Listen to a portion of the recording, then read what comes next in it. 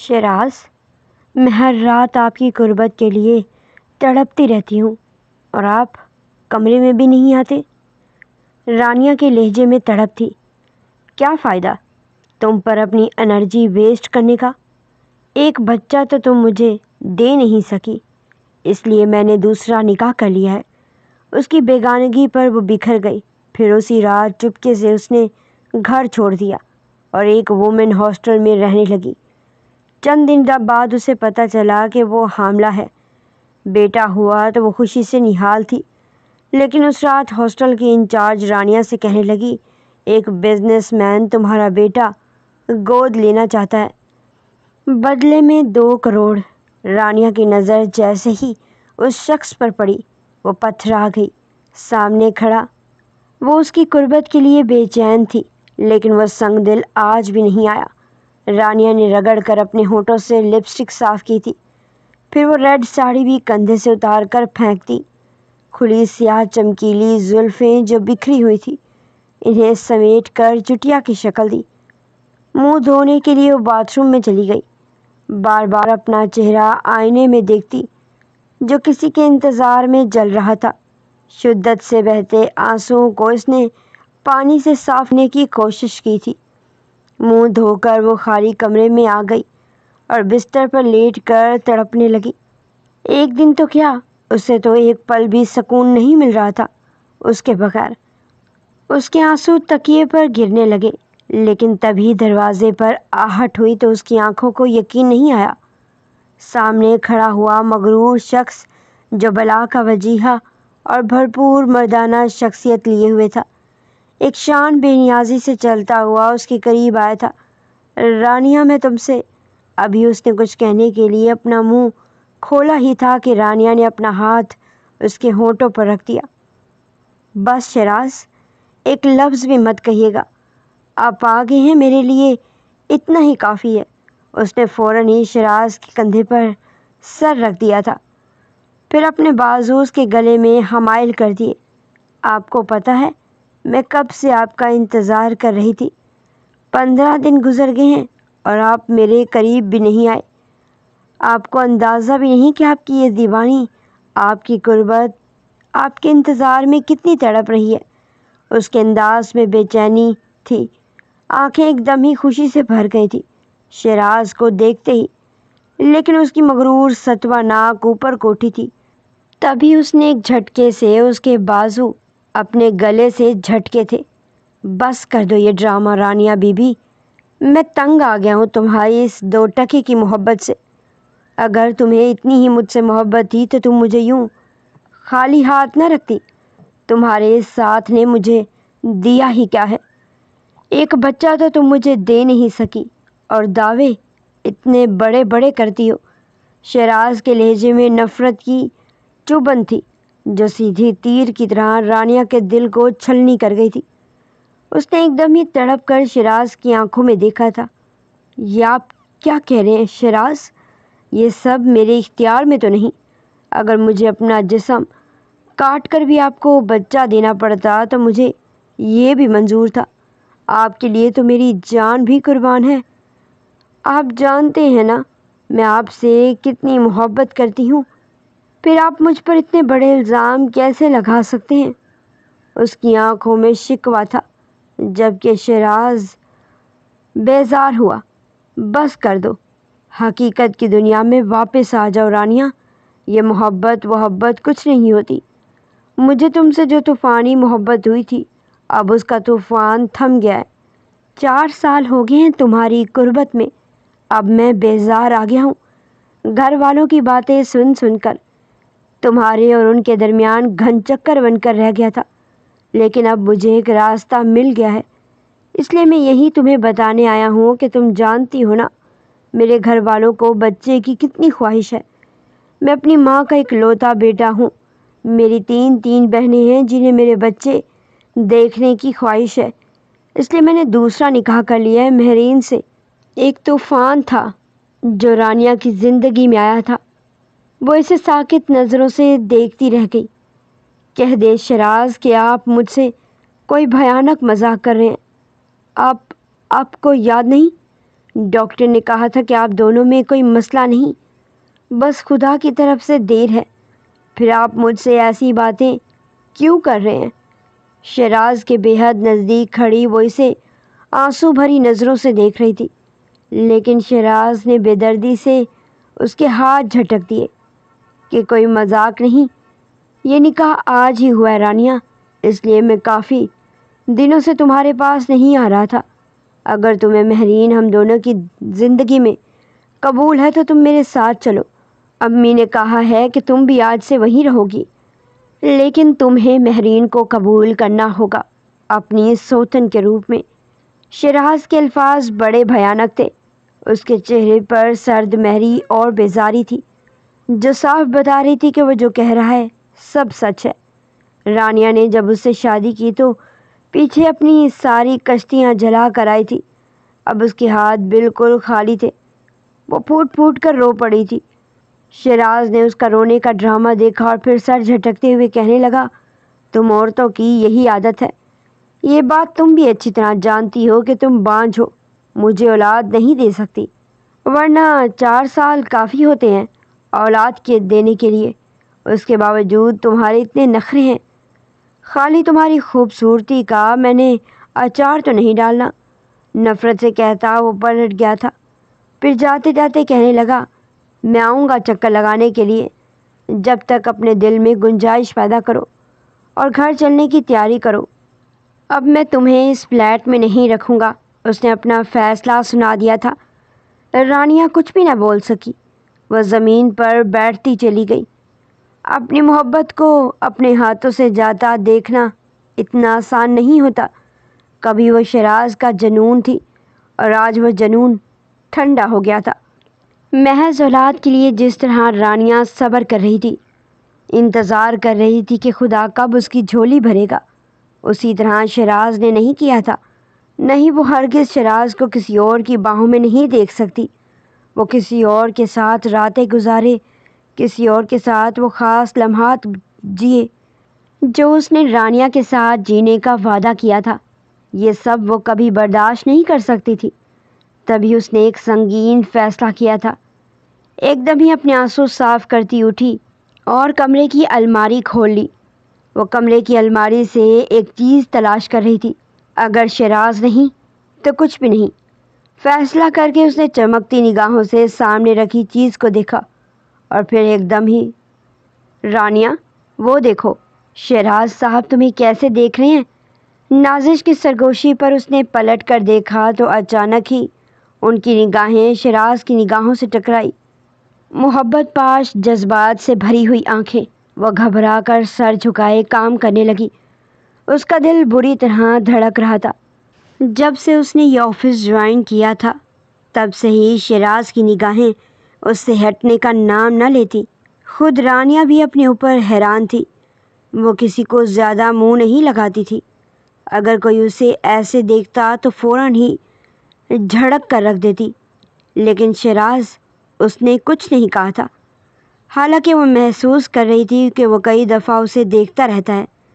وہ کمپنی کا بہت بڑا CEO تھا، جبکہ رانیہ ایک معمولی آفس امپلائی، لیکن اس کا حسن بے مثال بہت سی لڑکیوں پر بھاری تھا۔ یہی وجہ تھی کہ آفس میں کام کرنے والے اسے آنکھ اٹھا اٹھا کر دیکھتے، جہاں سے وہ گزرتی وہاں پر کئی نگاہیں اس کے تعاقب میں ہوتی۔ سب سے اچھی طرح واقف تھی، لیکن ہمیشہ خود کو ڈھکا چھپا رکھتی۔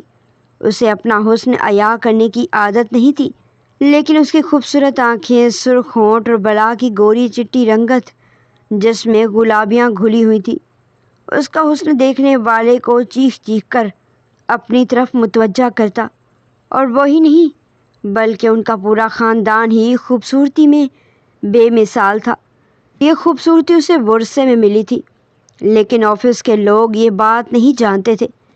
وہ تو رانیہ تھی جس کا آئے دن کسی نہ کسی سے کسی بات پر جھگڑا ہوتا کہ وہ بلا وجہ اسے کیوں تاڑ رہا ہے، اپنے کام سے کام کیوں نہیں رکھتا۔ اس آفس میں کام کرنا اس کے لیے محال ہو گیا تھا۔ مجبوری نہ ہوتی تو وہ کب کی یہ جاب چھوڑ دیتی، لیکن جب سے ابو کا انتقال ہوا تھا، بھائی نے خرچہ دینا بند کر دیا تھا۔ ان کے اپنے بھی 3 بچے تھے۔ امی اور وہ اوپر والے پورشن میں رہتے۔ اسی طرح دونوں ماں بیٹی نے اپنا گزارا کرنا ہی تھا۔ پھر اس کی گریجویشن کی ڈگری کام آئی تو اس نے نوکری شروع کر دی۔ اتفاق سے وہ ذہین بھی بہت تھی۔ یہی وجہ تھی کہ وہ بہت جلد مینیجر کی نظروں میں آ گئی اور اس نے بہت جلد رانیہ کو ترقی بھی دے دی تھی۔ اس کی تنخواہ باقی آفس سٹاف کی لڑکیوں سے سب سے زیادہ تھی اور وہ اس نوکری سے بہت خوش تھی جس میں دونوں ماں بیٹی کا بہت اچھے سے گزارا ہو رہا تھا۔ وہ اور بات تھی کہ آئے دن بھابھی ان دونوں کے سر پر پہنچی ہوتی۔ کبھی خرچے کے نام پر 10,000 لے لیتی تو کبھی بجلی کے بل کے نام پہ۔ وہ رانیہ سے پیسے ہتھیانے میں ماہر تھی۔ رانیہ بھی ان کی چال بازیوں کو خوب سمجھتی تھی لیکن خاموش رہتی۔ شاید خاموشی میں ہی عافیت تھی۔ لڑکوں سے خار کھانے والی ان کی فطرت کو خوب اچھے سے سمجھتی تھی، لیکن نہ جانے کیوں شیراز کو دیکھ کر اس کے دل کے تار بجنے لگے تھے۔ اس دن بھی وہ کینٹین میں بیٹھی تھی جب نازش اسے چھیڑنے لگی۔ جب بھی شیراز سر تمہیں دیکھ رہے ہوتے ہیں تو تمہارا چہرہ سرخ کیوں ہو جاتا ہے؟ لگتا ہے دال میں کچھ کالا ہے۔ رانیہ اس کی بات پر اسے گھور کر دیکھنے لگتی۔ ایسی کوئی بات نہیں ہے۔ اس نے نازش کی بات کو جھٹلا دیا تھا لیکن دل کچھ اور ہی کہہ رہا تھا۔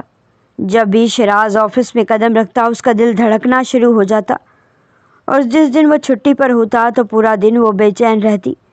نگاہیں اس کو دیکھنے کے لیے ترستی رہتی۔ خود شیراز کی بھی یہی حالت تھی۔ پھر ایک دن شیراز نے اسے پرپوز کر دیا۔ مس رانیہ، میں آپ سے بہت محبت کرتا ہوں کہ آپ سے مجھ سے شادی کریں گی؟ یہ سن کر تو اس کے چہرے کی رنگت ہی بدل گئی۔ آج نازش نے آف کیا تھا۔ وہ اکیلی ہی کینٹین میں بیٹھی ہوئی تھی جب وہ اس کے سامنے آ کر بیٹھ گیا۔ کئی لوگوں کی نگاہیں ان پر تھیں۔ کمپنی کا CEO اور یہ معمولی سی ورکر۔ کئی لوگ انہیں حسد کی نگاہوں سے دیکھ رہے تھے لیکن شیراز کو پرواہ نہیں تھی۔ وہ جو ٹھان لیتا کر گزرتا۔ رانیہ اس کے جواب میں انگلیاں چٹکانے لگی۔ پھر وہ مسکراتے ہوئے کہنے لگا، میں آپ کے جواب کا انتظار کروں گا۔ آپ سوچ سمجھ کر بتا دیجیے گا کیوں ان دونوں کی محبت شروع ہوئی۔ اس نے جھجکتے ہوئے امی کو بتایا تھا کہ اسے کسی نے پرپوز کیا ہے۔ یہ سن کر امی پریشان ہو گئی تھی۔ بیٹا، غیر ذات میں تو تمہارا بھائی کبھی تمہاری شادی نہیں کرے گا۔ لیکن رانیہ کے دل میں بغاوت نے جنم لیا تھا۔ وہ کسی صورت شیراز سے دستبردار نہیں ہو سکتی تھی۔ پھر یہ ذات برادری کیا تھی؟ امی نے بھائی کو راضی کرنے کی بہت کوشش کی لیکن انہوں نے صاف انکار کر دیا۔ در حقیقت دونوں ہی میاں بیوی کو اس کی اچھی نوکری کا لالچ پڑ گیا تھا اور گھر کے خرچے بھی کئی پورے ہو رہے تھے۔ لیکن رانیہ نے بھی ٹھان لی تھی کہ شیراز نہیں تو کوئی بھی نہیں۔ اسی طرف شیراز کے گھر والے بھی کسی صورت اس غریب گھر میں رشتہ لے جانے پر راضی نہیں تھے۔ ان دونوں کے مابین ٹھن گئی تھی وہ دونوں ایک ہو کر رہیں گے۔ رشتے کا سلسلہ چلا بھی نہیں تھا جب اچانک ہی رانیہ کی امی کا انتقال ہو گیا۔ اب وہ بالکل اکیلی رہ گئی تھی۔ ایسے لگ رہا تھا جیسے کسی قید خانے میں زندگی گزار رہی ہو۔ پھر اس نے دوبارہ جاب پر جانا شروع کر دیا۔ وہیں شیراز نے اسے کہا تھا کہ ہم کیوں دوسروں کی خاطر اپنی محبت کو کھوئیں؟ اس سے اچھا نہیں کہ ہم دونوں نکاح کر لیتے ہیں۔ تمہارا بھائی کبھی بھی راضی نہیں ہوگا میرے رشتے پر اور ایسے ہی میرے گھر والے بھی۔ وہ بھی دیوانہ وار شیراز سے محبت کرنے لگی تھی۔ آخر ان دونوں نے نکاح کر لیا۔ شیراز اسے نکاح کر کے اپنے فلیٹ پر لے آیا تھا۔ وہ کوئی غریب غربا گھرانے سے نہیں تھا بلکہ اچھا خاصا رئیس گھرانے سے تعلق رکھتا تھا۔ فی الحال اس کے گھر والے راضی نہیں تھے رانیہ کو قبول کرنے کے لیے، اس لیے اسے فلیٹ پر لے آیا۔ یہاں پر انہوں نے اپنی زندگی کا آغاز شروع کر دیا۔ وہ دلہن بنی بیٹھی تھی۔ کتنی ہی دیر شیراز اور رانیہ ایک دوسرے سے باتیں کرتے رہے۔ پھر وہ کہنے لگی کہ ایک تو سادہ سا نکاح تھا، پھر بھی آپ میرے لیے اتنا ہیوی عروسی جوڑا منگوا لیا۔ یہ اتنا بھاری ہے کہ میرے کندھے درد کر رہے ہیں۔ میں چینج کر لوں؟ وہ روحان سی ہو کر بولی تو شیراز نے فوراً اپنا ہاتھ اس کی تھوڑی پر رکھا تھا۔ پھر مسکرا کر کہنے لگا، تمہیں نہیں پتہ وہ چونک کر کہنے لگی کہ کیا مطلب ہے آپ کا؟ مجھے کیا نہیں پتہ۔ وہ کہنے لگا کہ عروسی لباس ایسے نہیں اتارتے۔ وہ چونک کر کہنے لگی کہ کیوں ایسے نہیں؟ تو پھر کیسے اتارتے ہیں؟ شیراز اس کی آنکھوں میں گم ہو کر دیکھتا رہا، پھر کہنے لگا کہ آج ہماری فرسٹ ویڈنگ نائٹ ہے، جیسے ہمارا نکاح ہوا ہے، اور یہ رات تم بھی اچھے سے جانتی ہو کہ میں بھرپور انجوائے کرنے والا ہوں۔ تم تو میرا گفٹ پیک ہو۔ اس حسین سراپے میں، خوبصورت جوڑے میں میں خود تمہیں اس جوڑے سے آزاد کر کے اپنی آنکھوں میں اتاروں گا۔ شیراز کے یہ بے باک الفاظ سن کر ہی رانیہ کے تو پورے وجود میں کپ کپی سی طاری ہو چکی تھی، وہ سٹ پٹا چکی تھی۔ پھر کہنے لگی کہ آپ یہ کیسی باتیں کر رہے ہیں؟ مجھے شرم آ رہی ہے۔ شیراز اسے باہوں میں بھر کر اپنے سینے میں چھپا گیا، کہنے لگا کہ میری جان، شرم تو تمہیں اب پیچھے چھوڑ کر آنا پڑے گی۔ میاں بیوی تو ایک دوسرے کا لباس ہوتے ہیں، اور آج ہمارے بیچ کوئی پردہ نہیں رہے گا، ہم دونوں ایک ہو جائیں گے۔ میں تمہاری ایک نہیں سنوں گا، تمہاری ساری شرم بس چند منٹوں میں ہی غائب ہو جائے گی، جب تم اور میں دونوں مکمل طور پر ایک دوسرے کے سامنے آ جائیں گے۔ وہ ایک گہری سانس خارج کر کے جب اس کے کان کی لو کاٹ کر بولا تو رانیہ شرم سے سرخ لال ہو گئی تھی۔ آنے والے لمحات کا سوچ کر اس کے پیٹ میں گرہیں پڑی تھی، جب شیراز اسے اپنی باہوں میں بھر کر اس رات کی تاریکی میں کھو گیا۔ دھیرے دھیرے رات ڈھل رہی تھی، لیکن ان دونوں کے جذبات تھے کہ تھمنے کا نام نہیں لے رہے تھے، یہاں تک کہ صبح کی کرنیں پھیل چکی تھی، اور اب بھی وہ دونوں ایک دوسرے کی باہوں میں ہانپتے ہوئے نیند کی آغوش میں کھو گئے تھے۔ رانیہ کی سنگ زندگی اور بھی خوبصورت ہو گئی تھی، خود وہ بھی شیراز کی دیوانی تھی۔ پھر ان کی شادی شدہ زندگی کو صرف 4 دن ہی گزرے تھے جب آفس جانے کے لیے تیار ہوئی۔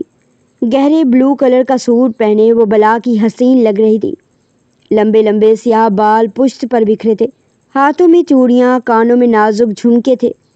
وہ اتنی خوبصورت لگ رہی تھی کہ شیراز اس سے نظر بھی نہ ہٹا سکا۔ صبح صبح اتنی تیاری، وہ بھی میرے لیے؟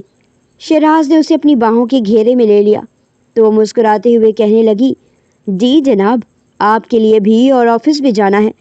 آج چھٹیاں ختم ہو چکی ہیں نا میری؟ ایسا نہ ہو کہ بوس ہم دونوں کو جاب سے فارغ کر دے۔ وہ کھلکھلا کر ہنسی تھی۔ یہ سن کر شیراز کے چہرے پر ناگواری پھیل گئی تھی۔ میرا خیال ہے اب تمہیں جاب کی ضرورت نہیں ہے۔ رانیہ پریشان ہو گئی۔ لیکن کیوں شیراز، اتنی اچھی تنخواہ ہے، جو بھی ہے بہت آرام دہ ہے۔ لیکن شیراز نے صاف انکار کر دیا۔ میں نہیں چاہتا رانیہ کہ میرے علاوہ بھی تمہیں کوئی دوسرا مرد دیکھے، اس لیے تم اب جاب نہیں کرو گی۔ پھر رانیہ اس کی خوشی میں خوش ہو گئی، کیونکہ وہ تو ویسے ہی اس کی دیوانی تھی۔ 1 منٹ کے لیے اس کے بغیر سکون نہیں ملتا تھا۔ اگر وہ ایک رات اپنے گھر والوں کے پاس رکتا تو وہ پوری رات جاگتی رہتی ہے، کبھی کھڑکی کے پاس تو کبھی دروازے کے پاس۔ اسے نیند ہی نہیں آتی تھی، اور جس روز شیراز کہہ دیتا کہ میں آج تمہارے پاس آ رہا ہوں تو اس کی خوشی کی کوئی انتہا نہیں رہتی تھی۔ اس کے من پسند کھانے بنانا، پھر خود کو دلہن کی طرح سجانا۔ شیراز تو سمجھ ہی نہ پاتا کہ پہلے وہ اس کے ہاتھ کا بنا کھانا کھائے یا پھر اس کو کھائے۔ ایک بار شیراز کی والدہ کی طبیعت خراب ہو گئی تو وہ 2 دن تک رانیہ کے پاس نہیں آیا تھا۔ پہلی بار اس نے 2 دن تک شیراز کو نہیں دیکھا تھا۔ اندر ہی اندر وہ بے چین ہونے لگی، ذہن میں عجیب و غریب سے وسوسے آنے لگے۔ بار بار کالز کر کے اس نے شیراز کا بھی جینا حرام کر دیا تھا۔ وہ ہاسپٹل میں تھا، اپنی ماں کے پاس تھا۔ پھر جب اس کی ماں ڈسچارج ہو کر گھر آئی تو بار بار اس کی موبائل کو بجتا دیکھ کر اس کی ماں بھی تڑپ کر کہنے لگی کہ کون ہے بھائی جو بار بار تمہیں کال کر رہا ہے؟ آفس سے تو کبھی ایسی کال نہیں آئی، اور تمہارے دوست بھی تمہیں تنگ نہیں کرتے؟ کہیں کسی لڑکی وڑکی کا چکر تو نہیں ہے؟ میں پہلے بتا رہی ہوں شیراز، تمہاری شادی میں اپنی مرضی سے کروں گی۔ تبھی شیراز کی بہن ہنس کر کہنے لگی، مجھے تو لگتا ہے بھائی نے خفیہ طور پر شادی کر رکھی ہے، تبھی تو دیکھتی نہیں آپ اکثر راتوں کو بھی غائب رہنے لگے ہیں۔ مجھے تو لگتا ہے ہمیں ان کی جاسوسی کرنا پڑے گی۔ اس کی بہن اور ماں تو ہنسی مذاق میں بات کر رہی تھی، لیکن شیراز کے چہرے کا رنگ سچ مچ میں بدل چکا تھا، اور یہ سارا غصہ اس نے کال پک کرتے ہی رانیہ پر نکالا تھا۔ وہ جو اس کی آواز تک سننے کو ترس چکی تھی۔ شہراز نے فون کان سے لگاتے ہی اسے اچھا خاصا ڈانٹ دیا تھا۔ مسئلہ کیا ہے تمہارا؟ جب میں تمہیں بتا کر آیا تھا کہ میری ماں کی طبیعت ٹھیک نہیں ہے تو پھر کیوں بار بار میرے سر پر سوار ہو رہی ہو؟ اب تو ایسا لگتا ہے جیسے میں نے نکاح نہیں کیا بلکہ خود کو تمہارے آگے بیچ دیا ہے۔ ملازم نہیں ہوں تمہارا، جو تم مجھے کال کرو گی تو تمہارے سامنے حاضر ہو جاؤں گا۔ میرے ساتھ اور بھی رشتے منسلک ہیں، اب کال مت کرنا۔ وہ اسے اچھا خاصا ڈانٹ گیا تھا۔ مزید 3 دن اس کے پاس نہیں گیا تھا۔ رو رو کر رانیہ کی حالت بری ہو چکی تھی۔ جب شہراز کو احساس ہوا تو وہ ایک شام آفس سے جلدی واپس آ کر سیدھا اس کے پاس گیا تھا۔ جب اندر داخل ہوا تو رانیہ کی حالت بہت خراب تھی۔ اس نے کچھ بھی نہیں کھایا تھا، آنکھوں کے نیچے ہلکے پڑ چکے تھے، کافی کمزور لگ رہی تھی، یوں ہی بے سود صوفے پر پڑی ہوئی تھی۔ شہراز کو اس کی حالت دیکھ کر کچھ ہوا تھا۔ کہنے لگا، یہ تم نے اپنی کیا حالت بنا لی ہے؟ وہ روتے ہوئے کہنے لگی کہ آپ نے مجھے ڈانٹا کیوں تھا؟ جانتے بھی ہیں میں آپ سے کتنا پیار کرتی ہوں۔ آپ کی والدہ کی طبیعت خراب تھی تو مجھے انفارم تو کرتے۔ وہ فوراً سینے سے لگا کر کہنے لگا کہ چلو سوری، معاف کر دو یار، میں اپنی والدہ کی وجہ سے کافی پریشان تھا، اوپر سے تم بار بار کال کرے جا رہی تھی، مجھے بہت تنگ کیا ہے تم نے، اس لیے غصے میں بول گیا۔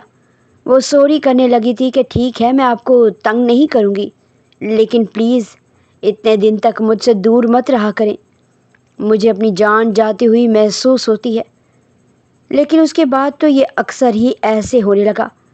ایسے ہی کرتے کرتے پورے 2 سال گزر گئے، جب ایک دن شہراز نے اسے کہا تھا، تمہیں نہیں لگتا کہ ہماری زندگی بہت پھیکی پھیکی سی اور بے رونق ہے؟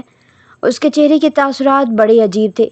رانیہ فکر مندی سے کہنے لگی، جی شہراز، مجھے بھی یہی خواہش ہے، ایک معصوم سے ننھے منھے فرشتے کی جو ہماری زندگی کو خوشیوں سے بھر دے۔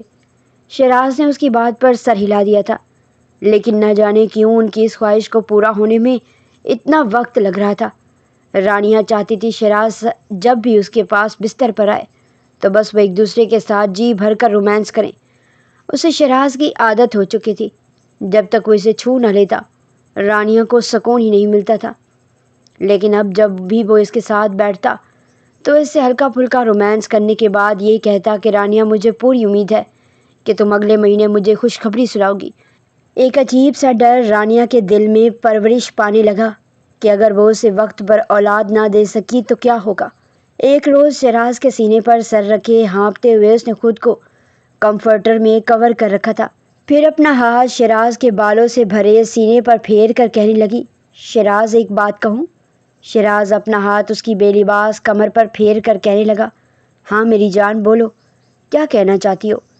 وہ ہچکچاتے ہوئے کہنے لگی کہ اگر میں آپ کو اولاد نہ دے سکی تو آپ کیا کریں گے؟ یہ سن کر شہراز ایک پل کو خاموش ہو گیا۔ وہ کہنے لگی کہ چپ کیوں ہیں، بولے نا، اگر میں نے آپ کو اولاد نہ دی تو کیا تب بھی آپ یوں ہی میرے ساتھ محبت کریں گے، میرے بن کے رہیں گے؟ شہراز نے اس کی اس بات کا کوئی جواب نہیں دیا تھا، الٹا کہنے لگا کہ کیسی عجیب باتیں کر رہی ہو، میری اولاد ہوگی، ضرور ہوگی، اور اب سو جاؤ پلیز، صبح مجھے آفس کے لیے بھی جانا ہے، صرف 3 گھنٹے بچے ہیں۔ رانیہ کے دل میں ایک عجیب سی خلش پڑ چکی تھی، لیکن خود کو تسلیاں دیتی ہوئی وہ آنکھیں موند گئی۔ پورے 4 سال گزر گئے، اب تو شہراز کے گھر والوں نے اس کا جینا حرام کر دیا تھا۔ بس ضروری نہیں کہ عورت خوبصورت ہو تو اس کے ساتھ زندگی بھی حسین گزرتی ہے۔ کیا ہے تمہاری زندگی میں؟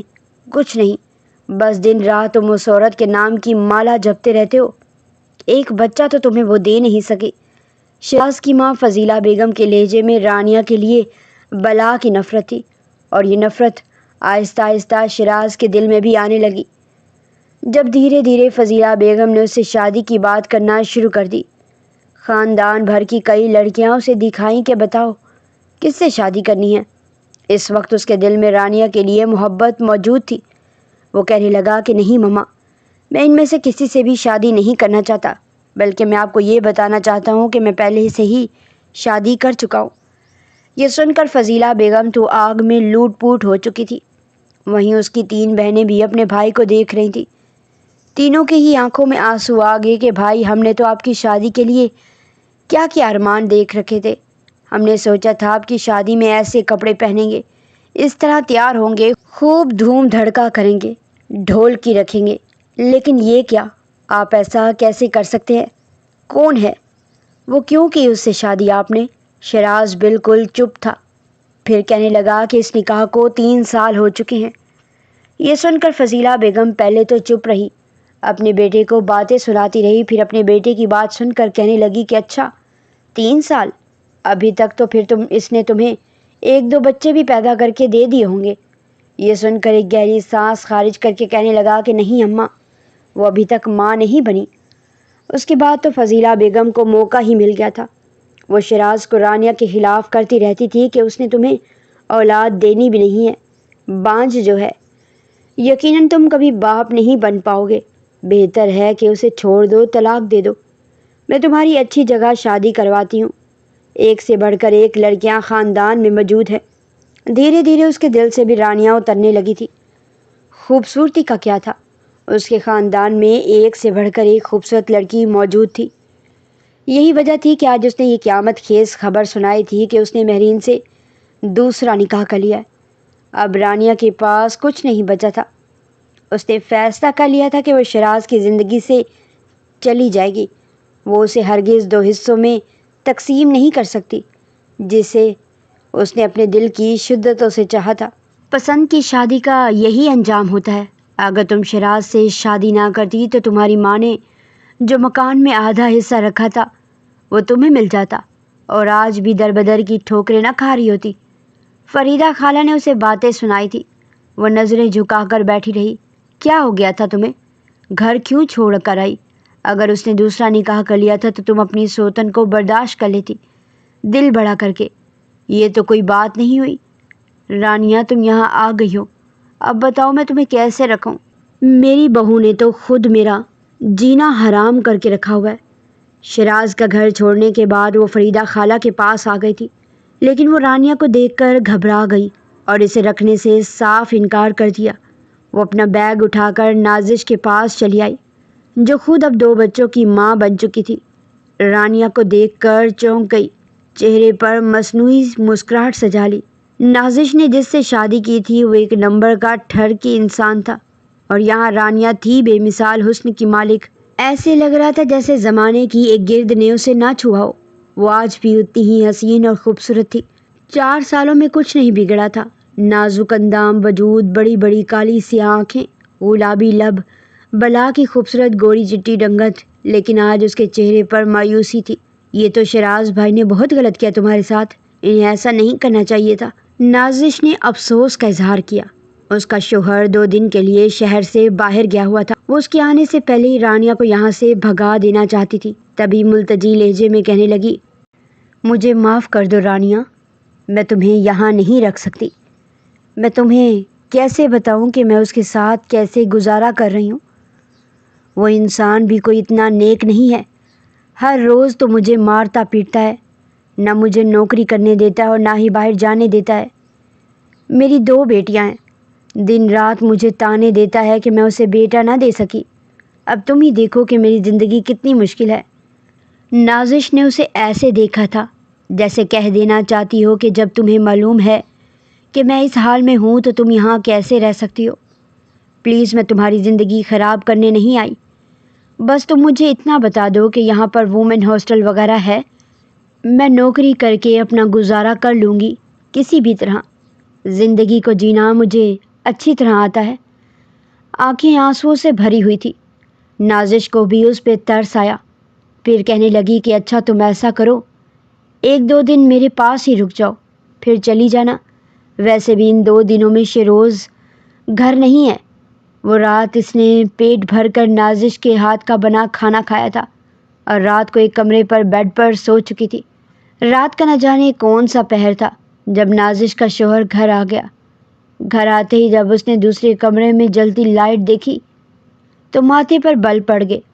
لو بھائی، اس میڈم کو دیکھ لو، بل تو جیسے اس کا باپ آ کر دیتا ہے نا۔ جو اس نے یوں آدھی آدھی رات کو بھی لائٹیں جلا کر رکھی ہوئی ہیں۔ جیسے وہ کمرے میں داخل ہوا تو دروازہ تھوڑا کھلا ہوا تھا۔ سامنے کا منظر دیکھ کر اس کے قدم وہیں پر رک چکے تھے، کیونکہ بیڈ پر بے خبر سو رہی رانیہ کو دیکھ کر اس کی آنکھیں پھٹی کی پھٹی رہ گئی تھی۔ وہ بے تحاشا حسین لگ رہی تھی اور نازش کا شوہر بلا کا ٹھرکی تھا۔ اگلی صبح جب نازش نے اپنے شوہر کو دیکھا تو وہ سٹپٹا سی گئی۔ وہ کہنے لگا کہ یہ لڑکی کون ہے جو رات کو تیرے دوسرے کمرے میں سو رہی تھی؟ نازش ہچکچاتے ہوئے کہنے لگی کہ وہ ہمیشہ یہاں پہ نہیں رہے گی، بس میری سہیلی ہے، لاہور سے آئی ہے، میں اس کو وومن ہاسٹل چھوڑوں گی۔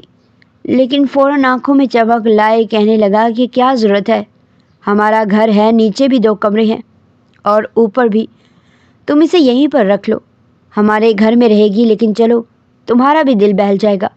لیکن نازش اس کی کرتوت اچھے سے جانتی تھی کہ وہ کس لیے اسے رکھنے کو کہہ رہا ہے، اس لیے ہانپتی ہوئی سیدھا کمرے میں گئی تھی۔ بازو سے جھنجھوڑ کر اس نے رانیہ کو اٹھایا تھا، پھر کہنے لگی کہ اٹھو، جانے کا وقت ہو گیا ہے، ہمیں جانا ہے اب۔ صبح کے 6 بج رہے تھے۔ رانیہ نے ناشتہ بھی نہیں کیا تھا۔ وہ کہنے لگی تھی کہ مجھے ناشتہ تو کروا دو۔ وہ ہچکچاتے ہوئے بولی تھی، لیکن وہ کہنے لگی کہ وومن ہاسٹل میں ناشتہ مل جاتا ہے، میری بھی اور مصیبتیں ہیں، مزید کھڑی مت کرو، تمہیں خدا کا واسطہ ہے، میرا شوہر بڑا ہی کمینہ قسم کا ہے، تمہیں دیکھ کر اگر اس کی نیت بدل گئی تو میں نہیں چاہتی میری وجہ سے تمہاری عزت پر کوئی حرف آئے۔ 2 ٹوک الفاظ سن کر رانیہ بھی گھبرا چکی تھی۔ اس نے ایک وومن ہاسٹل کا ایڈریس اس کے ہاتھ میں تھما دیا۔ اب رانیہ کے پاس کچھ پیسے ہی بچے تھے جو بہت جلد ختم ہونے والے تھے۔ اسے یہی فکر کھائی جا رہی تھی، لیکن شکر تھا کہ کم ٹائم میں اسے ایک ہاسٹل میں کمرہ مل گیا تھا۔ وہ اس پر ہی رب کی شکر گزار تھی، لیکن اسے نہیں معلوم تھا کہ محض 1 مہینے بعد ہی اس کے ساتھ کچھ ایسا ہونے والا ہے جو ہمیشہ کے لیے اس کی زندگی بدل دے گا۔ تم تو کہہ رہی تھی کہ تمہارے شوہر نے تمہیں چھوڑ دیا ہے، تو پھر تم پریگننٹ کیسے ہو گئی؟ وومن ہاسٹل کی انچارج اسے بڑے غور سے دیکھ رہی تھی۔ اس کی ہتھیلیاں پسینے سے گیلی ہوئی پڑی تھی، آنکھوں میں بے یقینی تو ہونٹوں پہ کپ کپاہٹ تھی۔ میم مجھے خود یقین نہیں ہو رہا، خدا مجھ جیسی گناہ گار پر اتنا مہربان کیسے ہو سکتا ہے؟ اس کی آنکھوں سے آنسو جھلک رہے تھے۔ کل ہی تو طبیعت خراب ہونے پر وہ ڈاکٹر سے دوا لینے گئی تھی۔ ڈاکٹر نے اس کا الٹرا ساؤنڈ کیا تھا کیونکہ اسے پیٹ کے نچلے حصے میں درد کی کیفیت محسوس ہو رہی تھی۔ پھر جب ڈاکٹر نے اسے یہ خوشخبری سنائی تو اس نے اپنے کانوں پر یقین نہیں آیا تھا۔ آپ پریگننٹ ہیں 3 منتھ سے، آپ نے ابھی تک چیک اپ نہیں کروایا تھا کیا کہیں سے؟ ڈاکٹر اس سے پوچھ رہی تھی اور وہ منہ کھولے حیرت سے اسے دیکھے جا رہی تھی۔ ڈاکٹر صاحبہ، یہ کیسے ہو سکتا ہے؟ میں 4 سال سے بانجھ ہوں، مجھے بچے نہیں ہوئے۔ وہ روتے ہوئے ان سے پوچھ رہی تھی تو ڈاکٹر مسکرا دی۔ جب وہ کون کہتا ہے تو کچھ بھی ہو سکتا ہے۔ بہت بہت مبارک ہو آپ کو، اب آپ نے اپنی بہت کیئر کرنی ہے۔ وہ دوائیوں کا نسخہ لے کر ہاسٹل میں آ گئی تھی۔ اس کے ساتھ کمرے میں رہنے والی فلک نے بھی اسے مبارکباد دی تھی۔ جلد یہ خبر ہاسٹل کے انچارج تک بھی پہنچ گئی۔ رانیہ اس سے روتے ہوئے کہنے لگی، اسی بچے کی خاطر میرے شوہر نے دوسرا نکاح کیا تھا، اس نے مجھے دھتکار دیا، مجھے بانجھ ہونے کے طعنے دیے۔ میرے اندر اتنا حوصلہ نہیں تھا میم کہ میں اسے کسی اور کے ساتھ برداشت کر لیتی۔ وہ اپنے آنسو صاف کر رہی تھی۔ انچارج نے اس کے کندھے پر ہاتھ رکھ دیے۔ مرد ذات کے اندر یہی تو گھمنڈ ہے کہ اولاد نہ ہو تب بھی عورت کا قصور، پیسہ نہ ہو تب بھی عورت کو ذمہ دار ٹھہرا دیا جاتا ہے کہ یہی منحوس ہوگی، بے برکت عورت۔ انچارج کے الفاظ بڑے تلخ تھے کہ وہ رانیہ کو تسلی دیتے ہوئے کہنے لگی، اب اپنے بچے کے لیے جینا، بچے کے بارے میں سوچ کے تمہیں ایک نیا حوصلہ ملے گا۔ اور سچ میں ہی رانیہ کو جیسے نئی زندگی مل گئی تھی۔ وہ اب بھی جاب کر رہی تھی۔ دھیرے دھیرے وقت گزرنے لگا اور پھر اس کے ہاسٹل میں ہی ایک خوبصورت سے بیٹے نے جنم لیا۔ بچہ اتنا خوبصورت تھا، بالکل رانیہ کی اور شراز کی دوسری کاپی۔ اس نے ماں اور باپ دونوں کے عکس چرائے تھے۔ سب ہاسٹل کی عورتیں اسے مبارکباد دے رہی تھیں، لیکن اس کی آنکھوں میں آنسو آ گئے۔ فلک نے اس کے کندھے پر ہاتھ رکھا۔ کیوں رو رہی ہو؟ تمہیں تو خوش ہونا چاہیے، دیکھو تمہارا بچہ کتنا خوبصورت ہے۔ یہ کئی لوگوں کا خواب ہے اور آج تمہارا خواب پورا ہو گیا، لیکن یہ بہت بد نصیب ہے۔ دیکھو اس کے باپ کو خبر بھی نہیں کہ اس کا بچہ اس دنیا میں آ گیا ہے۔ رانیہ نے اپنے آنسو صاف کیے تھے۔ فلک اسے تسلی دیتے ہوئے کہنے لگی، وہ بد نصیب ہے، یہ بچہ نہیں، یہ بچہ تو بہت خوش قسمت ہے، ایک مضبوط ماں کا بیٹا۔ رانیہ کے لیے زندگی اور بھی حسین ہو گئی تھی۔ ہاسٹل میں چھوٹے بچوں کو رکھنے کے لیے مکمل ارینجمنٹ تھا۔ 2 ماسی تھی جو ہاسٹل میں رہنے والے عورتوں کے بچوں کی دیکھ بھال کرتی تھی۔ رانیہ کا بچہ اب 6 مہینے کا ہو گیا تھا۔ پھر ایک دن وہ تنخواہ ملنے پر اپنے بچے کے کپڑے لینے گئی تو اسے اپنی آنکھوں پر یقین نہیں آیا۔ اس نے سیاہ رنگ کی چادر سے اپنا چہرہ چھپا رکھا تھا۔ گود میں بچہ لیے وہ اس کے کپڑے دیکھ رہی تھی جب سامنے کھڑے شخص کو دیکھ کر وہ چونک گئی۔ وہ یقیناً شیراز ہی تھا۔ اس کے قریب ایک لڑکی کھڑی تھی، وہ دونوں نہ جانے کس چیز کی خریداری کر رہے تھے۔ شیراز کے چہرے پر بیزاری تھی، اس نے رانیہ کو نہیں دیکھا تھا، لیکن رانیہ نے اس کو دیکھا تھا۔ وہ بھی بچے والے پورشن میں آئے ہوئے تھے۔ یہ دیکھ کر رانیہ کا دل بھاری ہو گیا۔ اس کا مطلب ہے کہ شیراز کی دوسری بیوی کو بھی شاید حمل ٹھہر گیا ہے۔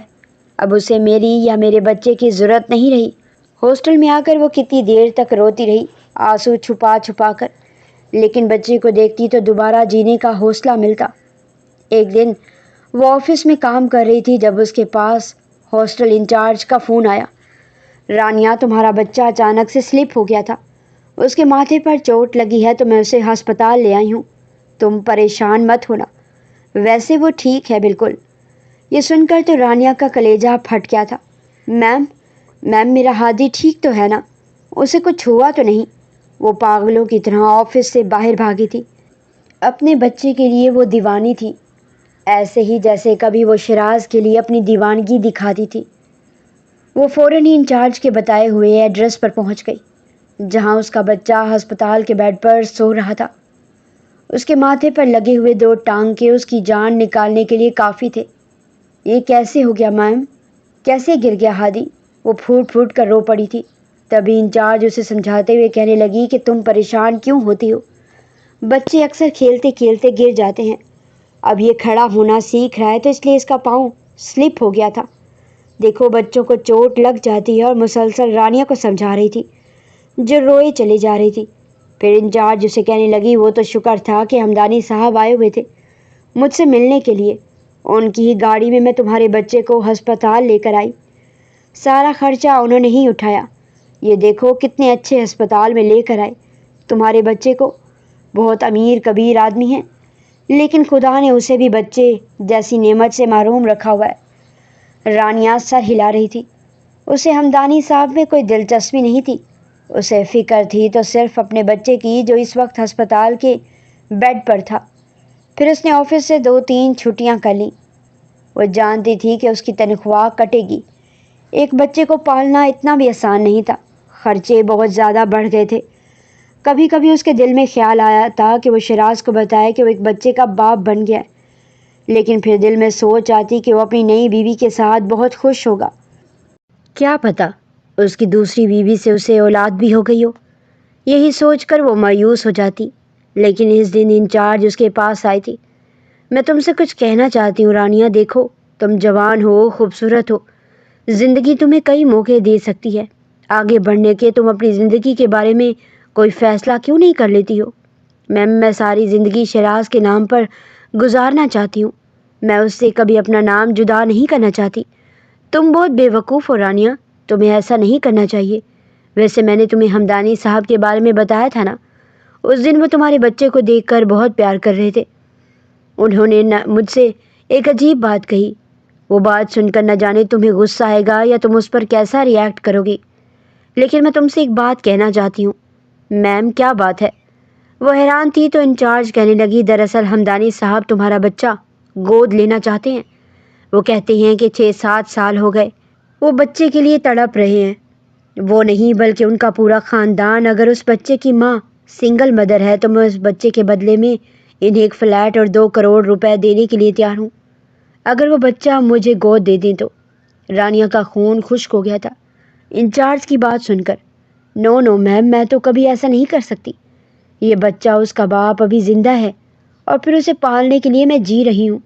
دیکھ لو رانیہ، تمہارے پاس ایک بہت بڑی آفر ہے۔ ہر عورت کو یہ زندگی میں موقع نہیں ملتا۔ تمہارے پاس سوچنے کے لیے وقت ہے تو مجھے سوچ کر جواب دینا۔ رانیہ کے پورے وجود میں تو خوف کی لہر دوڑ گئی تھی۔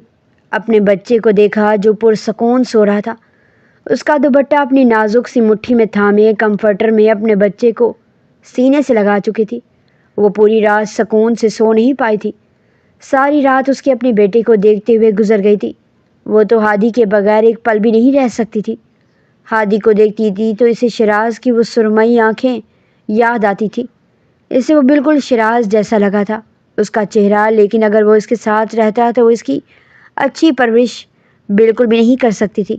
ہاں، اگر وہ شراز کے ساتھ ہوتی تو اسے اپنی آنکھوں کا تارا بنا کر رکھتا، اسے دنیا جہاں کی خوشیاں دیتا، اس کے ماتھے پر دھول کے ذرے تک نہ آنے دیتا۔ لیکن وہ اس حال میں رہتے ہوئے کتنی اچھی ہادی کی تربیت اور اس کی خواہشات پوری کر سکتی تھی۔ وہیں اگر ہمدانی صاحب کو وہ اپنا بیٹا دے دیتی تو وہ 6-7 سال سے بے اولاد تھے تو یقیناً ان کے خاندان میں رونقیں بڑھ جاتی، اور دوسرا وہ ان سب کی آنکھوں کا تارا بن کر رہتا۔ اسے کسی چیز کی کوئی کمی نہ آتی، یہ سوچ کر ہی اس کا دل پھٹ رہا تھا۔ 1 فلیٹ اور 2 کروڑ، یہ بھی کوئی کم رقم نہیں تھی۔ اگر وہ اس فلیٹ کو لے لیتی اور پھر 2 کروڑ سے کوئی چھوٹا موٹا بزنس شروع کر لیتی تو وہ گھر بیٹھے آرام سے زندگی گزار سکتی تھی۔ لیکن وہ اپنے بیٹے کو بیچ کر وہ پیسے نہیں رکھ سکتی تھی۔ اس کی آنکھوں میں آنسو آ گئے۔ کچھ روز یوں ہی گزر گئے جب ہاسٹل انچارج ایک بار پھر اس کے پاس آئی۔ کافی پریشان لگ رہی تھی۔ کہنے لگی کہ رانیہ، تم نے کیا سوچا ہے؟ مجھے ہمدانی صاحب کی بار بار کال آ رہی ہیں، وہ مجھ سے جواب چاہتے ہیں۔ ان کا کہنا ہے کہ اگر اسے پیسے کم لگ رہے ہیں تو میں اور دینے کو تیار ہوں۔ لیکن رانیہ فیصلہ کر چکی تھی۔ فوراً کہنے لگی کہ نہیں، آپ ان کو منع کر دیں اور انہیں کہیں یتیم خانے جائیں، وہاں پر کئی لاوارث بچے موجود ہیں، وہ وہاں سے اپنے لیے بچہ لے سکتے ہیں، لیکن میں کبھی بھی اپنی اولاد انہیں نہیں دوں گی۔ اس بچے میں میری جان ہے، میں اس کے بغیر مر جاؤں گی۔ ہاسٹل انچارج کہنے لگی کہ نہیں، انہیں بس تمہارا بچہ ہی چاہیے۔ جب ہاسٹل انچارج نے اس بارے میں ہمدانی صاحب کو بتایا تو وہ فکر مند ہو چکے تھے۔ کہنے لگے کہ میں ایک بار خود اس عورت سے ملنا چاہوں گا۔ مجھے امید ہے جب وہ میری آنکھوں میں تڑپ دیکھے گی اور اپنے بچے کا مستقبل روشن دیکھے گی تو یہ بچہ ضرور میرے حوالے کر دے گی۔ اگلے روز ایک بار پھر اس نے آفس سے چھٹی لی ہوئی تھی۔ دل میں ایک عجیب سی بے چینی ابھر رہی تھی، کہیں ہمدانی صاحب کے روب کے آگے وہ ہار مان گئی تو۔ وہ اپنے بچے کو سینے سے لگا کر بیٹھی تھی جو بار بار اس کے چہرے کی طرف دیکھ کر کلکاریاں مار رہا تھا، کھلکھلا کر ہنس رہا تھا۔ تبھی ہاسٹل انچارج کہنے لگی کہ چلو میرے ساتھ آفس میں، ہمدانی صاحب آئے ہیں۔ وہ مرے مرے قدموں کے ساتھ آفس کی دہلیز تک پہنچی۔ جیسے ہی اس نے آفس میں قدم رکھا تو ایک شخص 3 پیس سوٹ میں دوسری طرف رخ موڑ کے بیٹھا ہوا تھا۔ اس نے بس ایک نظر ہی اس پر ڈالی۔ جیسے اس شخص کو اپنے عقب میں ایک عورت اور بچے کی آواز آئی تو فوراً سے اٹھ کر کھڑا ہوا تھا۔ ابھی تک رانیہ کی نظریں جھکی ہوئی تھی، آج بھی اس نے کالے رنگ کا سادہ لباس پہن رکھا تھا، کالی چادر کر رکھی تھی۔ شراز کے چلے جانے کے بعد اس نے اپنی زندگی سے رنگوں کو جیسے ختم ہی کر دیا تھا۔ ہمیشہ سیاہ رنگ کے کپڑوں میں ہی خود کو ملبوس رکھا تھا۔ دنیا کے ہر رنگ سے اس نے خود کو گویا آزاد کر دیا تھا۔ جیسے اس نے نظریں اٹھا کر سامنے دیکھا تو اسے جھٹکا لگا تھا، کیونکہ اس کے سامنے اس وقت شراز کھڑا تھا۔ وہ خواب سمجھ رہی تھی جب ہاسٹل انچارج کہنے لگی کہ یہ ہمدانی صاحب یہ ہیں، وہ لڑکی اس بچے کی ماں، آپ خود ان سے بات کر لیجئے، میں بعد میں آتی ہوں۔ ہاسٹل انچارج تو وہاں سے جا چکی تھی جبکہ شراز اپنے سامنے رانیہ کو اور پھر اس کی گود میں بچے کو دیکھ کر فوراً اس کی طرف بڑھا تھا۔ رانیہ، تم اور یہ بچہ، تم کہاں چلی گئی تھی؟ بچہ کس کا ہے؟ یہ بچہ کہاں سے آیا تھا؟ تم تو بانجھ تھی نا؟ وہ فوراً اپنا ہاتھ آگے بڑھا رہا تھا جب رانیہ نے فوراً اپنے بچے کو سینے سے لگا لیا۔ مہرین شراز کی والدہ کی دوست کی بیٹی تھی، فضیلہ بیگم کی ایک سہیلی تھی جو بچپن سے ہی اس کی بہن بنی ہوئی تھی۔ دونوں ماں بیٹیاں لندن میں رہتی تھی، اکثر فون پر اس سے بات کرتی رہتی۔ جب فضیلہ بیگم کی سہیلی نے کہا کہ میں اپنی بیٹی کی شادی پاکستان میں کرنا چاہتی ہوں اور میری تو بڑی خواہش ہے کہ یہ تمہاری بہو بنے، تو یہ سن کر فضیلہ بیگم خوش ہو چکی تھی۔ ویسے تو اسے پیسوں کی کوئی کمی نہ تھی، لیکن پھر بھی اسے ایک الگ ہی طرح کی خوشی مل رہی تھی کہ اگر اس کی سہیلی کی امیر کبیر بیٹی اس کی بہو بن کر آتی ہے تو یقیناً ان کی جائیداد میں دگنا اضافہ ہو جاتا۔ لندن میں کئی فلیٹ تھے جو اس لڑکی مہرین کے نام پر تھے۔ یہ سوچ کر اس نے دھیرے دھیرے مہرین کی تصویریں شیراز کو دکھانا شروع کر دی تھی، جو واقعی میں اپنے حسن میں بے مثال تھی۔ یوں جیسے ہی وہ پاکستان آئے تو فوراً اسی روز فضیلہ بیگم کی سہیلی نے نکاح پر زور دے دیا۔ نہ جانے کیوں وہ دیر نہیں کرنا چاہتی تھی۔ شیراز نکاح کر چکا تھا۔ جیسے ہی اس نے اس کی اطلاع رانیہ کو دی، وہ یہ سب کر کے واپس آیا تو فضیلہ بیگم دو ٹوک الفاظ میں کہہ چکی تھی کہ دیکھو شیراز، میں اب مزید انتظار نہیں کر سکتی۔ تم کمرے میں جاؤ گے، جا کر اس لڑکی کا حق ادا کرو گے تو پھر مجھے جلد از جلد اپنے وارث کی خوشخبری سناؤ گے۔ سنا تم نے؟ بھول جاؤ اپنی پرانی محبت کو۔ شیراز بھی اپنے آپ میں مگن کمرے میں آیا تھا، لیکن سامنے کا منظر دیکھ کر وہ چونک گیا تھا، کیونکہ مہرین بیڈ پر بیٹھی چاکلیٹس پر چاکلیٹس کھائے جا رہی تھی۔ شیراز اس کے پاس جا کر بیٹھا تو فوراً چاکلیٹ پیچھے چھپا کر کہنے لگی کہ میں نے آپ کو تو نہیں دینی، آپ کو کھانی ہے تو آپ اپنی جا کر لے آئیں۔ شیراز مسکرا کر کہنے لگا کہ نہیں، مجھے چاکلیٹس میں کوئی دلچسپی نہیں۔ اس نے اپنا ہاتھ تک بھر لیے تھے اور ہاتھوں کو یوں چاٹ رہی تھی جیسے کوئی چھوٹی بچی ہو۔ اس نے مہرین سے کہا، تم یہ کیا کر رہی ہو؟ اپنے سارے ہاتھ بھر لی ہیں تم نے؟ عجیب بچکانہ حرکتیں کر رہی ہو تم۔ مجھے تو لگا تھا تم لندن سے پڑھ کر آئی ہو تو تمہارا رہن سہن طور طریقے وہاں جیسے ہوں گے، اب یہ گندے ہاتھ چاٹ کیوں رہی ہو؟ تبھی مہرین اگلی بار کہکا لگا کر ہنسنے لگی تھی اور اپنے دونوں بھرے ہوئے ہاتھ اس نے شیراز کے سفید کرتے سے پونچھ ڈالے تھے۔ ہنس کر کہنے لگی کہ بس اب خوش ہیں، میرے ہاتھ صاف ہو گئے۔ وہ ہنس کر بیڈ سے اٹھی تھی اور شیراز کو غصہ آ چکا تھا۔ کہنے لگا، یہ کیا گندی حرکت کی ہے تم نے؟ میری شرٹ خراب کر دی۔ اسے اس طرح کی لڑکیاں بالکل بھی اچھی نہیں لگتی تھی۔ بہرحال پھر بھی وہ نظر انداز کرتا، جب چینج کر کے آیا تو وہ لڑکی بھی چینج کر چکی تھی۔ جیسے اس کے قریب آنے لگا تو فوراً وہ اس سے دور کرنے لگی۔ کہنے لگی، یہ کیسی گندی حرکتیں کر رہے ہیں آپ، دور رہیں مجھ سے، مجھے یہ بیڈ ٹچ بالکل بھی نہیں پسند۔ شیراز کو بخوبی اندازہ ہو چکا تھا اس لڑکی کے دماغ میں کوئی نہ کوئی اثر ضرور ہے۔ اگلی صبح جب اس نے فضیلہ بیگم کو بتایا تو وہ بھی ہچکچاتے ہوئے اپنی سہیلی سے پوچھے بغیر نہ رہ سکی اور فوراً کہنے لگی کہ ہاں، میری بیٹی کو تھوڑا بہت دماغی مسئلہ ہے، لیکن جب اس کے ساتھ پیار سے دوستانہ رویہ رکھ کر پیش آیا جائے تو یہ بالکل ٹھیک رہتی ہے، کوئی اتنا بڑا مسئلہ نہیں ہے۔ یہ سن کر فضیلہ بیگم تو سر پکڑ کر رہ چکی تھی۔ اس کے بعد شیراز نے اپنی ماں کے کہنے پر اسے سمجھایا تھا کہ اس کے ساتھ رشتہ تو قائم کر لیا جائے، یہ کہہ کر پھر تمہاری گود میں بچہ آئے گا، تم بچے کی ماں بن جاؤ گی۔ یوں خوشی خوشی وہ ہر رات شیراز کو اپنا آپ سونپ دیا کرتی، لیکن 1 مہینے بعد وہ پریگننٹ بھی ہو گئی۔ خوشی سے کبھی بیڈ پر اچھلنے لگتی تو کبھی سیڑھیاں اچھل کر اترنے لگتی۔ شیراز اور فضیلہ بیگم اسے روکتے رہ جاتے کہ یہ کیا کر رہی ہو، بچے کو چوٹ پہنچے گی، ایک جگہ آرام سے ٹک کر بیٹھ جاؤ۔ فضیلہ بیگم کا تو جینا حرام کر دیا تھا اس لڑکی نے۔ وہیں شیراز کو بھی چھٹیاں لینی پڑ رہی تھی، کیونکہ وہ ایک جگہ ٹک کر بیٹھتی نہیں تھی۔ یوں اس نے 6 مہینوں میں 3 مس کیریج کر دیے تھے۔ اب تو شیراز کو اس کی اس حالت پر ترس آتا تھا۔ رہ رہ کر اسے رانیہ یاد آتی تھی۔ وہ رانیہ کے پاس کئی بار فلیٹ میں بھی چکر لگا چکا تھا، لیکن رانیہ وہاں پر تھی ہی نہیں۔ نہ جانے وہ کہاں جا چکی تھی۔ دوائیوں کا اثر کچھ اس انداز میں مہرین پر ہوا کہ وہ پہلے سے بھی زیادہ اپنا ذہنی توازن کھو چکی تھی کہ جانتے ہوئے بھی کہ اس کے مس کیریج ہو چکا ہے، اس کے باوجود وہ بار بار شیراز سے ضد کرتی کہ مجھے مارکیٹ جانا ہے، مجھے مال لے کر چلو، مجھے بچوں کی چیزیں خریدنی ہیں۔ دیکھتے نہیں ہو تم، 3 دن بعد بچے ہونے والے ہیں میرے، اور تم نے مجھے ابھی تک ایک کپڑا بھی دلا کر نہیں دیا۔ بچے پیدا ہوں گے تو کیا پہنیں گے؟ ننگے تھوڑی گھومیں گے۔ اپنی سہیلی کی وجہ سے فضیلہ بیگم اسے کہہ دیتی کہ جاؤ اس کا دل بہلا لو، لیکن وہ اپنا سر پکڑ کر بیٹھ گیا تھا۔ اولاد کے لیے وہ سبھی ترس رہے تھے، وہیں مہرین کی بچکانہ حرکتوں نے ان کا دماغ مزید ہی خراب کر دیا تھا۔ آخر کو تنگ آ کر فضیلہ بیگم نے شیراز سے یہ کہہ دیا تھا کہ بیٹا تم ایسا کرو، کہیں سے بچہ گود لے لو، ہو سکتا ہے جب تم کسی یتیم لاوارث بچے کی پرورش کرو، اسے اپنا نام دو تو خدا تجھ سے راضی ہو جائے اور تیری گود میں بچہ آ جائے۔ وہ چپ ہو چکا تھا۔ اپنی ماں سے کہنے لگا، مجھے لگتا ہے یہ سب کچھ رانیہ کی وجہ سے ہو رہا ہے۔ میں نے اس کے ساتھ بہت برا کیا آپ کی باتوں میں آ کر، لیکن وہ تو مجھ سے جنونی محبت کرتی تھی، اور تو اور ہماری رپورٹس بھی بالکل ٹھیک آئی تھی، بس خدا کی طرف سے ہی دیر تھی۔ اب دیکھیے 3 بار مہرین کی طرف سے بھی مجھے اولاد ملی، لیکن میری گود میں نہ آ سکی۔ شاید مجھے صحیح وقت کا انتظار کرنا چاہیے تھا۔ فضیلہ بیگم کی آنکھوں میں بھی آنسو آ گئے تھے۔ کہنے لگی کہ بس دعا کر بیٹا، وہ لڑکی تجھے بد دعا نہ دے گئی ہو۔